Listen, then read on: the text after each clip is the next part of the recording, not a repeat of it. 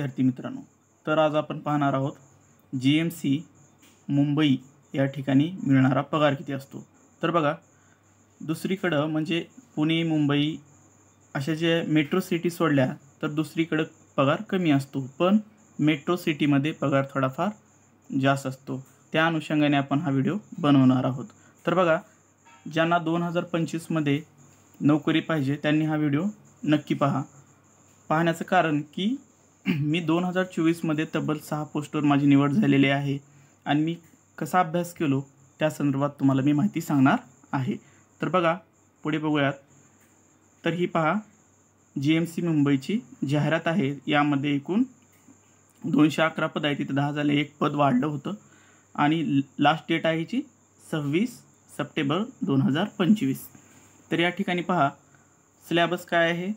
मराठी आहे 25 question 50 mark, इंग्रजी आहे 25 क्वेश्चन आणि 50 मार्कला, आणि सामान्य ज्ञान आहे 25 क्वेश्चन 50 मार्क, आणि बुद्धिमत्ता चाचणी आणि अंकगणित हे किती आहेत 25 क्वेश्चन 50 मार्क। तर अशा प्रकारे एकूण 100 प्रश्न असणार आहेत आणि 200 गुण असणार आहेत आणि वेळ किती असणार आहे 2 तास। आणि या ठिकाणी बघा, या ठिकाणी निगेटिव्ह मार्किंग देण्यात आलेली आहे। आतापर्यंत म्हणजे याआधी मी पण पाहिलं नव्हतं, तर पहिल्यांदाच TCSचा पॅटर्न मी पाहतोय की यांनी निगेटिव्ह मार्किंग ठेवलेली आहे। आधी मी परीक्षा दिल्या पण निगेटिव्ह मार्किंग नव्हती। तर बघा, ज्या मी परीक्षा दिल्या त्यामध्ये मी सिलेक्ट झालेला आहे, काही नाही झालं, काही जणांमध्ये झालेलं आहे काही ठिकाणी। तर बघा, मी अभ्यासाचं नियोजन कसं करायचं, तर प्रत्येक विषयासाठी आपण नियोजित वेळ ठेवायला पाहिजे। नंतर काय, दररोज सर्व विषयाचा अभ्यास करा, फक्त एकच विषय घेऊन बसू नका। तिसरं काय आहे, जो विषय कच्चा आहे त्याला पक्का करा, जेणेकरून आपल्याला आपले मार्क्स वाढतील। पुढे बघा, दररोज ऑनलाईन टेस्ट सोडवा, कारण की आपली टेस्ट ऑफलाईन होणार नाही तर ऑनलाईन होणार आहे, त्यामुळं आपल्याला ऑनलाईन टेस्ट सोडवता आल्या पाहिजेत। आणि नंतर पहा, टेस्ट सोडवल्यानंतर कोणत्या घटकात आपण कच्चे आहोत तो घटक पक्का करा। आणि पुढे काय, प्रामाणिक अभ्यास करा, यश निश्चितच आपल्याला भेटणार आहे, मी तुमच्यासोबत पण असणार आहे। तर बघा, 2024 या साली मी लातूर या ठिकाणी सिव्हिल सर्जन लातूर या ठिकाणी फॉर्म भरला होता। सार्वजनिक आरोग्य विभागाची ही जाहिरात होती। या ठिकाणी माझी निवड झालेली आहे। तर माझं नाव सांगायचं राहून गेलं, माझं नाव आहे श्रीराम शेषराव जमादार। या ठिकाणी निवड यादीतलं माझं नाव पण इथं तुम्हाला पाहावयास मिळेल, हे पहा। पुढे बघा, पुढची आहे, हा पेपर TCSने घेतला होता। पुढची बघा, ही वनरक्षकचं आहे। वनरक्षकमध्ये पण मला लेखीला चांगले मार्क्स होते, पण मी ग्राउंडला गेलेलो नाही। हा मला वनरक्षकचा मेल आला होता या म्हणून, मी तिथं गेलेलो नाही। आणि हे ते काय हे ॲड्रेस आहे आणि हा फॉर्म पण आला होता या म्हणून। पुढे बघूयात आपण, तिसरी पोस्ट म्हणजे तर LIC क्लास 2ची आहे, LIC डेव्हलपमेंट ऑफिसर। याची प्री मेन्स झाली आणि नंतर मला आसामला भेटलं, मी तिथं जॉईन नाही केलं। LIC डेव्हलपमेंट ऑफिसर क्लास 2चं होतं हे। तर इथं पण आपण परीक्षा ही पास झालेलो आहोत, ही माझं नाव आहे। पुढे बघूयात पुढची परीक्षा, ही आहे जिल्हा परिषद सोलापूर ग्रामसेवक। या ठिकाणी पण मी जाऊन आलो पण जॉईन नाही केलो, मला शिक्षक व्हायचं होतं त्यामुळं, आणि ते मी झालोच। पुढेच दाखवतो तुम्हाला, हे आहे ग्रामसेवक, हे ठाण्याची आहे।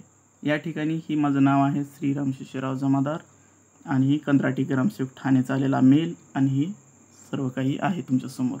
पुढे बघूयात आपण, आता सध्या मी जिल्हा परिषद प्रशालेमध्ये अध्यापन करत आहे आणि खूप छान आहे, अध्यापन मला आवडतं, त्यामुळं मी तिथं जॉईन केलो। तर बघा, तुम्हालाही तुमच्या आवडत्या क्षेत्रात करिअर करायचं असलं, म्हणजे तुम्हाला तिथं निवड व्हायची असली, तर टेस्ट सोडवणं आणि त्याचा अभ्यास आपण पुरेपूर करणं महत्त्वाचं आहे। तर आपण एकूण 6000 प्रश्नांची टेस्ट घेणार आहोत आणि ते पण ऑनलाईन घेणार आहोत TCS पॅटर्नप्रमाणे। TCS पॅटर्नप्रमाणे मी असं का म्हणतो यावरून, तर आपली परीक्षा TCSच घेणार आहे आणि मला TCSचा चांगला अभ्यास आहे। मराठीचे तब्बल 1,500 प्रश्न असतील, इंग्रजीचे पण 1,500 प्रश्न, गणित बुद्धिमत्तेचे 1,500 आणि सामान्य ज्ञान आणि चालू घडामोडीचे 1,500 अशी एकूण 6,000 प्रश्नांची आपण टेस्ट सिरीज तयार केलेली आहे आणि ती पण TCS पॅटर्न प्रमाणे। आणखी एक वेळेस सांगतोय, पुढे बघा। आणि ऑनलाईन टेस्ट घेण्यासाठी काय करायचं आपण 96 37 88 97 06 या नंबरवरती आपल्याला 99 रुपये फीस भरायची आहे आणि फीस भरलेला स्क्रीनशॉट आणि आपले पूर्ण नाव आणि जिल्हा आम्हाला व्हॉट्सअप करायचा आहे। कृपया फोन करू नका, फोन भरपूर येत आहेत। मी शाळेत असतो, वर्गावरती लेक्चरवरती असतो, तर काय होतं एका दिवसामध्ये काय तर 200-250 मला फोन येतात, त्यामुळे मी ती फोन उचलू शकत नाही। त्यामुळे मला पण डिस्टर्ब करू नका, तुम्ही व्हॉट्सअप करू शकता या नंबरवरती। तर पुढे बघा, आपण महत्त्वाचं म्हणजे आता हे व्हिडिओ बनवण्याचा पर्पज काय होता, तर आपल्याला काय जाणून घ्यायचं होतं की एकूण पगार किती मिळतो।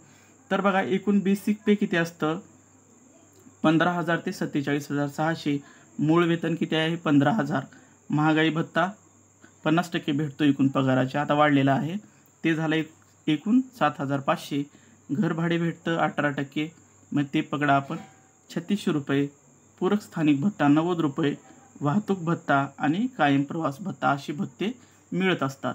आणि बघा एकूण हा किती पगार होतो, तर 28,900 इतका पगार होतो।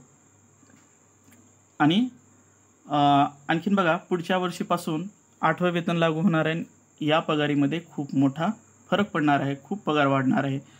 बघा 6व्या वेतनामधले लोक 7व्या वेतनमध्ये गेल्यानंतर त्यांचा पगार जवळपास दुप्पट झाला होता, त्याच अनुषंगाने म्हणतो आता 7वं वेतन चालू आहे, 8व्यामध्ये गेल्यानंतर दुप्पट काही होणार नाही, पण चांगल्या प्रमाणात पगार आपला वाढणार आहे। त्यामुळे जोमात अभ्यास करा आणि व्यवस्थित टेस्ट सोडवा, व्यवस्थित सर्व टॉपिक क्लिअर करा।